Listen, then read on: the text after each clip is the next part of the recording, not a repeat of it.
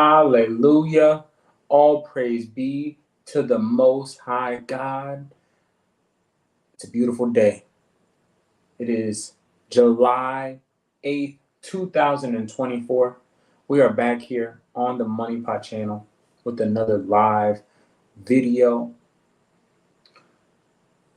The Moneypot channel is a library of educational content created from a biblical perspective. The content provided here on the Moneypot is designed to improve viewers' knowledge of world economics, cryptocurrency, personal finance, and much, much more. Please note that the information provided here on the Moneypot channel is not considered financial advice.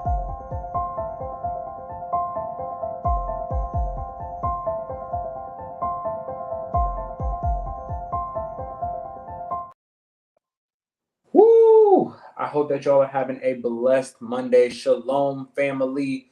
I am happy to be alive and to be alive during these unprecedented times that we are living in.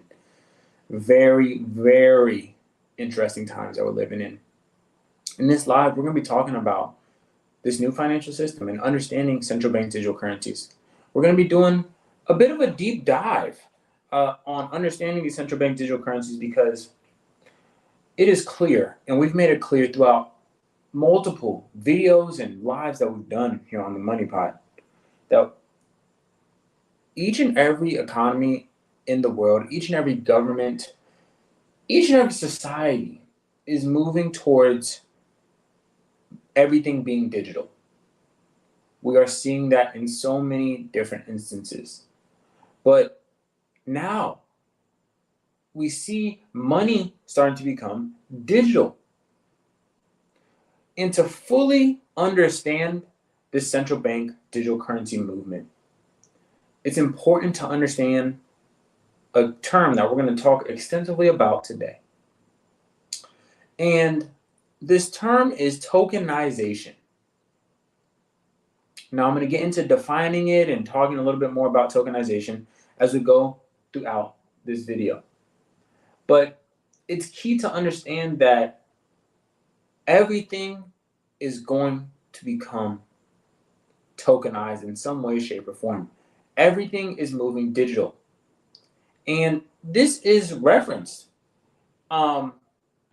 in many books, videos, movies, that talk about the future. For example, 1984. But before I get into talking about tokenization, I want to refer to this influencer and business leader and entrepreneur who was really big into the NFT craze. Now, I'm not talking about NFTs in this video, but as you hear some of the things that he mentions, you will get a better understanding of what tokenization is going to look like and how everything is going to be affected. And in no way, shape, or form am I promoting Gary Vee or promoting the idea of owning NFTs. I'm just trying to help you get an understanding of this move towards digital currency and inevitably central bank digital currency. Let's check this video out. Stands for non-fungible tokens. It's the biggest technology that's ever happened in the history of life, outside of things like fucking fire and like the printing press is the one that I keep going back to. Television, phone, fine, but this is. And excuse his language. I'm not a proponent of cussing, but this man cusses a lot. So back to the video. Stands for non-fungible tokens. It's the biggest technology that's ever happened in the history of life, outside of things like fucking fire and like the printing press is the one that I keep going back to. Television, phone, fine, but this is like printing press 10.0. Contemporary artists should really be looking at this technology. I think it's a huge win for the artist financially and brand reputationally, and for its early buyers. There was no option for them not to use the high market art world infrastructure, a gallery, an auction house. I believe this gives them options. What people are talking about, art, you've covered the Beeple auction, the $69 million sale and all that, but people are misunderstanding the smart contract and what it can do. These are smart contract visualization, right? Homes and leases. I can't imagine not every ticket being an NFT in a decade. Once I realized it was this big, I only know one move, all in.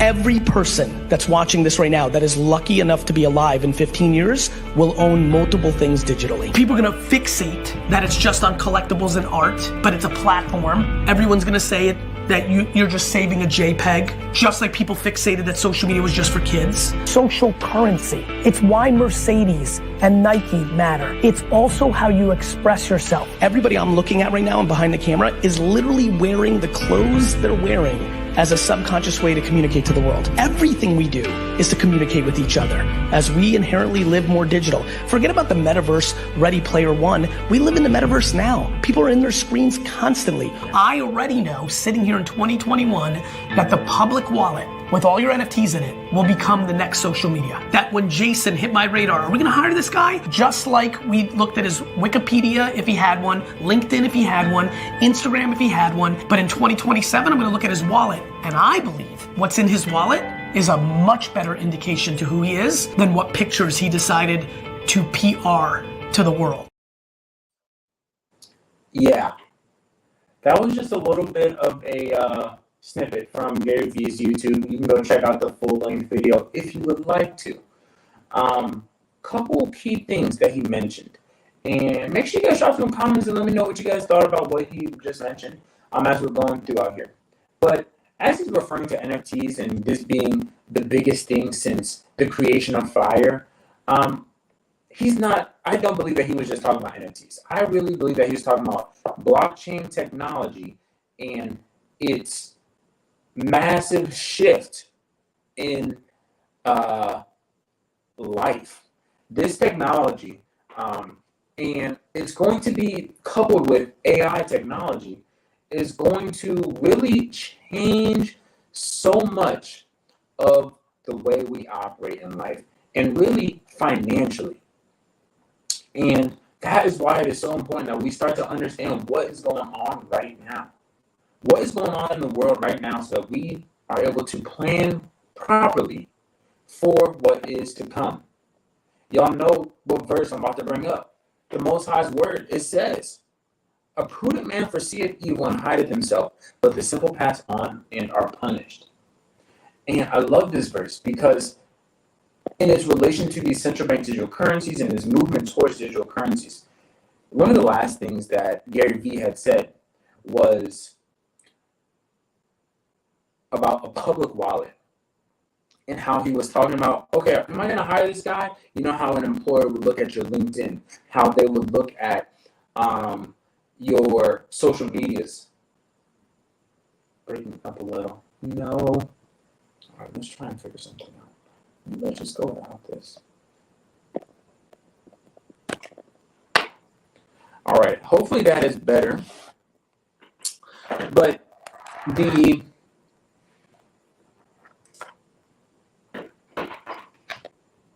this movement towards the central bank digital currencies and digital currencies in general is going to allow for greater access to see what is in people's wallets and what they are holding.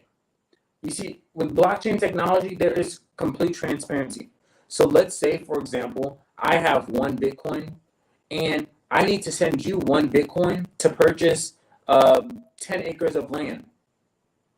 So I send you this 1 Bitcoin, but you are able to see how many and how much cryptocurrency is in the wallet that I just sent you. That's scary. And also, with it being a public wallet, it's accessible to all. Very dangerous. And a little nerve-wracking, if you ask me. The other thing is with these smart contracts, and we're going to talk about this a little bit more.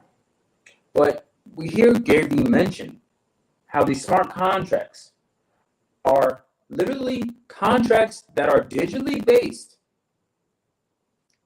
and are going to be providing valuable data inside of them. We're talking about homes, titles to homes and mortgages. We're talking leases for apartments. We're likely talking autos, titles for autos. for cars. We're talking about tickets, such as concert tickets and various other types of events, as well as artwork. And that is just the start of it. Because think about when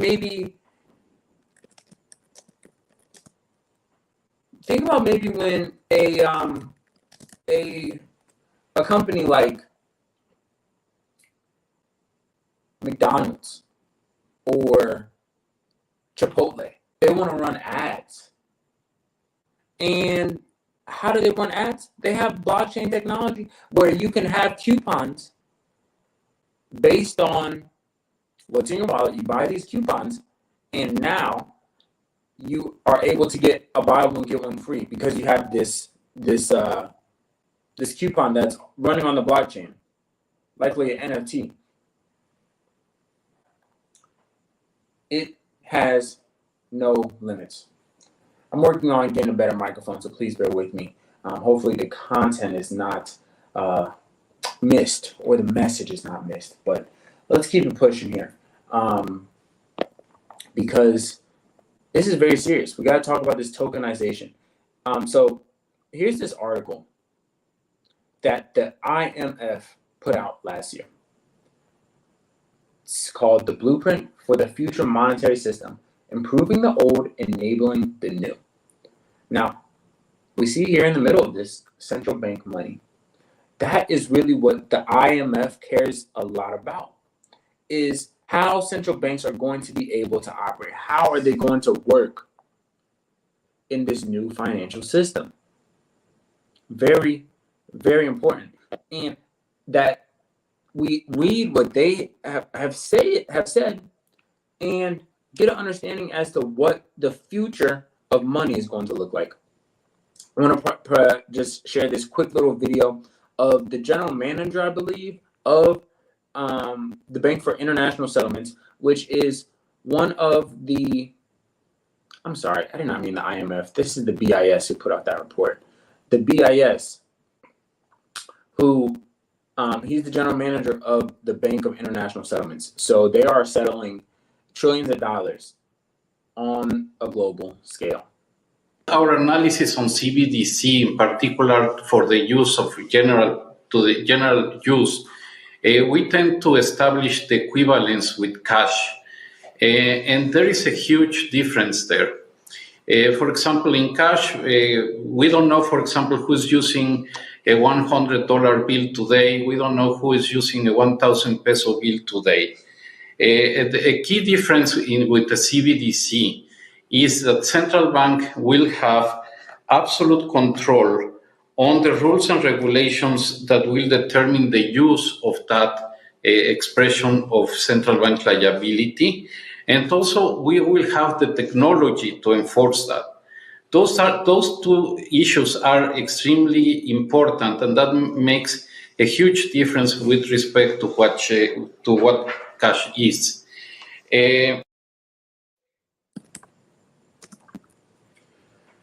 So we see him talking about and foreshadowing these central bank digital currencies and how much of a change this is going to be.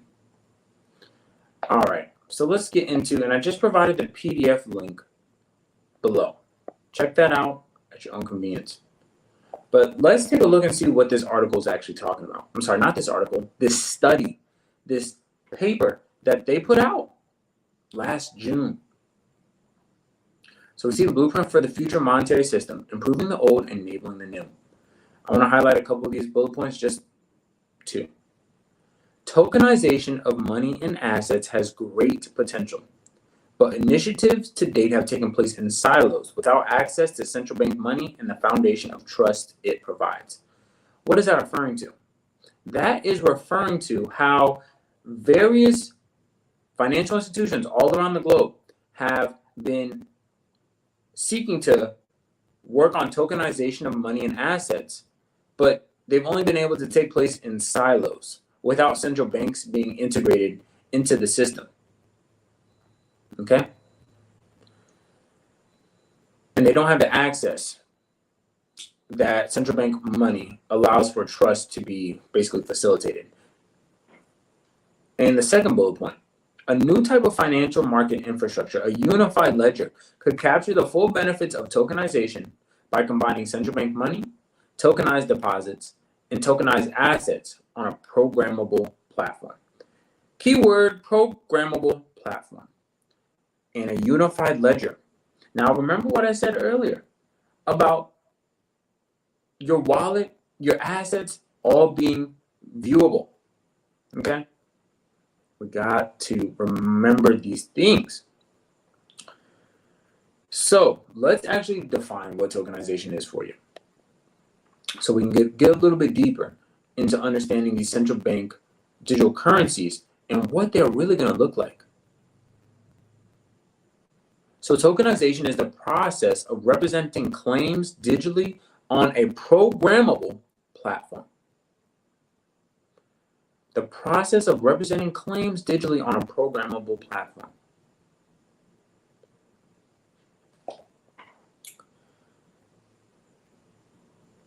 This is major because when you make a claim to something, that is ownership. That is something that you claim as yours. And this tokenization process is the process of moving your claims and ownership towards a digital record-keeping place and place where you can transfer them, potentially, if you'd like to, on a programmable platform. Now, programmable means that it's programmed. It means that it's developed in a way that is going to suit someone's desires, essentially. Programming is, just like I said, creating something in a way that is going to execute a certain function. That's probably a better way to say it. And we see here in the article, now this is from this report. Don't think that I typed this up and I put it on Word. This is literally from the report. It said, this can be seen as the next logical step in digital record keeping and asset transfer. Tokenization could dramatically enhance the capabilities of the monetary and financial system by harnessing new ways for intermediaries to interact and serving end users. That is citizens of a country. Removing the traditional separation of messaging, reconciliation, and settlement.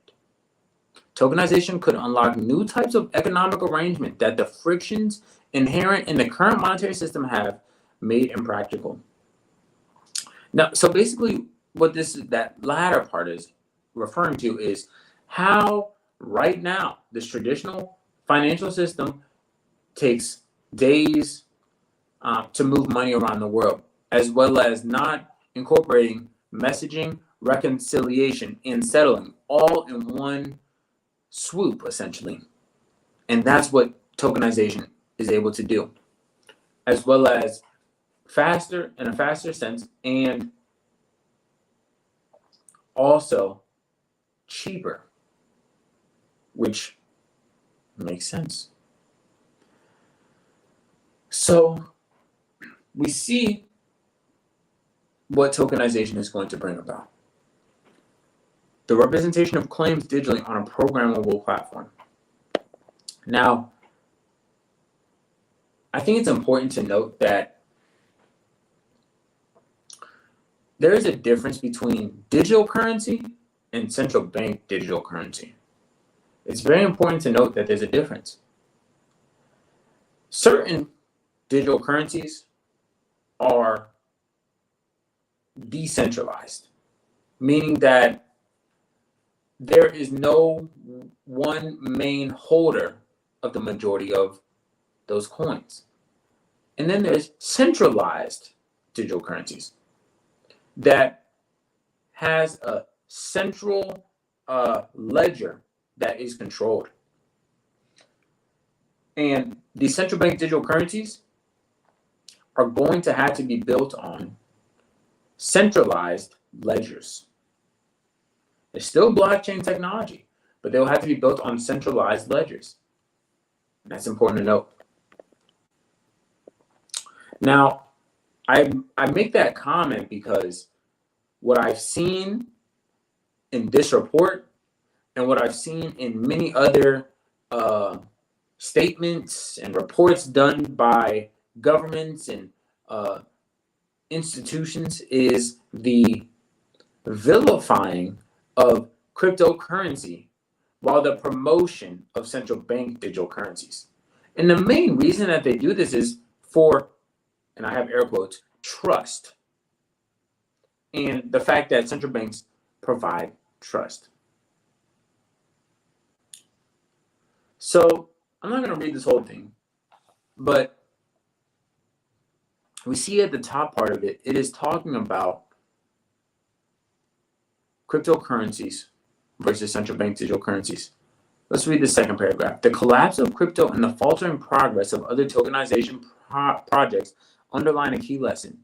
The success of tokenization rests on the foundation of trust provided by central bank money and its capacity to knit together key elements of the financial system. Now, they do make the case that, central banks are able to, they are built on a foundation of trust because they built them. But that does not mean that digital currencies, not central bank digital currencies, just digital currencies by themselves, DeFi, crypto, is wrong, is not able to be utilized. And the reason why I believe that it is being framed in this manner is because the central bank digital currencies are going to allow for the governments, the elites, to have control over money. And I believe that we're going to continue to see the vilifying of people having digital currencies. Certain digital currencies are going to be vilified and demonized. And that's because they want as many people on the central bank digital currencies. And guess what? Even some of these projects are going to help, like some of these digital currency projects are going to help create the foundation that's needed for a central bank to integrate central bank digital currencies into the economy.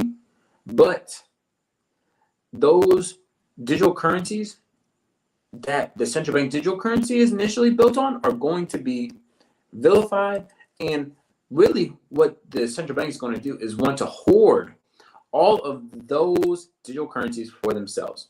And that's when we're going to see prices go up a lot higher to basically price people out. Okay? But we see it here. In the first sentence on that first paragraph, crypto and DeFi have offered a glimpse of tokenization's promise, but crypto is a flawed system that cannot take on the mantle of the future of money. I would beg to differ. If we all were just in our own little silos, we all owned our own digital currencies and just sent it to each other without having a central bank issued digital currency, trust can still happen with blockchain because of its transparency and the way that it's built. And guess what? People do trust each other. They surely do. I believe it, dadgummit. You can't trust everybody, but you can trust some.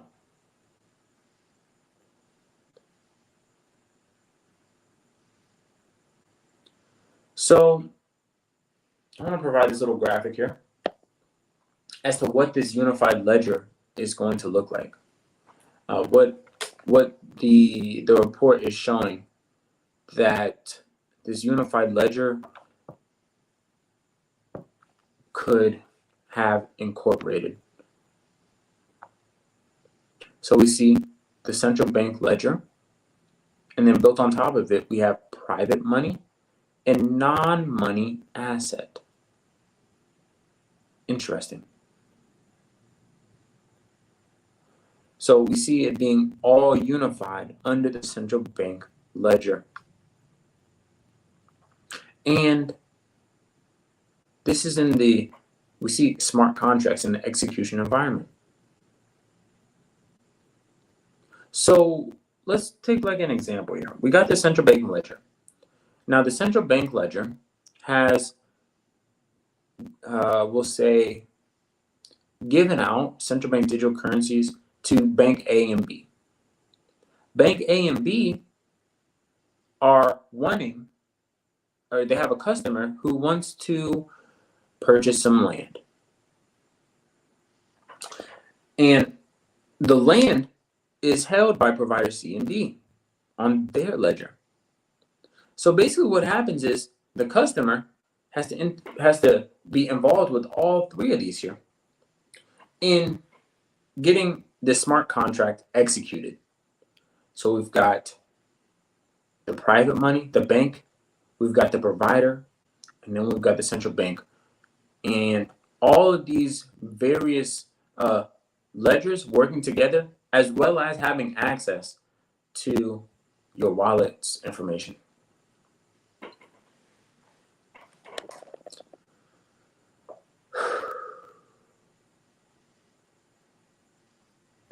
This is why it's important to understand this tokenization thing, because it's not going to just be, it's going to be everything.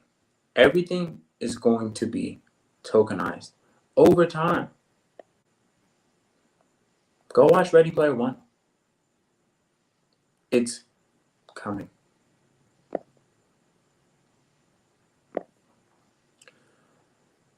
The good, the bad, the ugly. The good of central bank digital currencies. Simpler and cheaper way of providing financial benefits, simplifying the processing of tax payments. Transparency may also cut down tax evasion. So the good of it is basically providing simpler and cheaper way for financial benefits. You know what that sounds like to me? That sounds like the providing of universal basic income, the providing of welfare stamps, food stamps, in a simpler and cheaper way, directly from the central bank, as well as banking the unbanked. Maybe not everybody wants to have a bank account. Do they ever think about that? Simplifying the process of tax payments, just so that they can now tax us even more and have access to our accounts, to being able to shut them down if we do something wrong, if we say something wrong. It's all about control. And transparency may also cut down tax evasion. I don't know a lot of people that do tax evasion. Seriously. That's something of the past. There's no way to get around tax evasion. But we see that the government wants to exert more control over citizens. The bad of CBDCs. Sanctioned CBDC wallets are censored and can be controlled by the central bank, imposing taxes, bail-ins, and sanctions. Literally just what I was referring to. And what does it take to be censored? As we are seeing the Antichrist system start to be more prevalent, the censorship of the Most High's word, as we are seeing voices being muted for speaking out on truth, those are the types of wallets that are going to be censored and controlled and seized by this central bank that is issuing these central bank digital currencies. Or let's say you're not even speaking out and standing on the Most High's word. Let's say you're just consuming maybe too much. Maybe you're consuming too much meat that's causing the CO2 to go. Fake news. Or let's say that you're driving too much and you can't purchase any more gas because your central bank digital currencies are sanctioned. Insane. We see that there's a lot of bad that can come from these central bank digital currencies. And there's a lot of open-endedness for the censorship. And then we see the ugly part of it. CBDC, stablecoins, and cryptocurrencies are likely to be key features of the growing currency wars between the world's major powers competing to become the dominant digital currency. We're seeing that the United States dollar is losing purchasing power, de-dollarization is happening. And what inevitably is next with this new technology available is a central bank digital currency and a new reserve currency coming about that is going to be digital in nature. It's really going to be important, I believe, that and this is just me thinking for myself. Like I said, this is not financial advice. As I look at the current landscape of cryptocurrency and what's happening in politics, geopolitically, and all around the globe, there's a reason why China has banned Bitcoin. Because Bitcoin is freedom. Now, Bitcoin is different than Ethereum. It's different than XRP. Not only because it's the first, but also it's decentralized. And that's important to note. But as we are continuing to move towards this digital currency society, the central bank digital currencies being integrated, I believe that for myself, it's going to be important to have digital currencies that are going to be able to operate outside of the central bank digital currency system, essentially. So I see value in having stable coins. I see value in having certain digital currencies in order to still have ability to transact and not be subject to solely central bank digital currencies. They're going to be important digital assets that we need to have. And that's why I am packing my bags right now with certain cryptocurrencies. Why? Because first off, we haven't even hit the bull run that is to come after this last Bitcoin halving, but to plan for the worst that could come. So we've got to stay woke, because I think that, and this is unfortunate, the central bank digital currencies are going to eliminate the middle class. We thought that the wealth gap was bad now. But just wait until this new financial system is introduced, the great wealth transfer happens, and people do not have access to many of the freedoms that they had when cash was around. All sorts of illegal activities are going to stop. And as well as more censorship and control over your personal finances when these central bank digital currencies come around. So we've got to be mindful of these things. It is important. It's very important. That was all I have for today. Really what we did, we went over the blueprint for the future monetary system, improving the old and enabling the new. Check out the link that I dropped in the comments if you'd like to go check out that PDF for yourself. And remember that the Most High has not given us a spirit of fear, but of power and of love and of sound mind.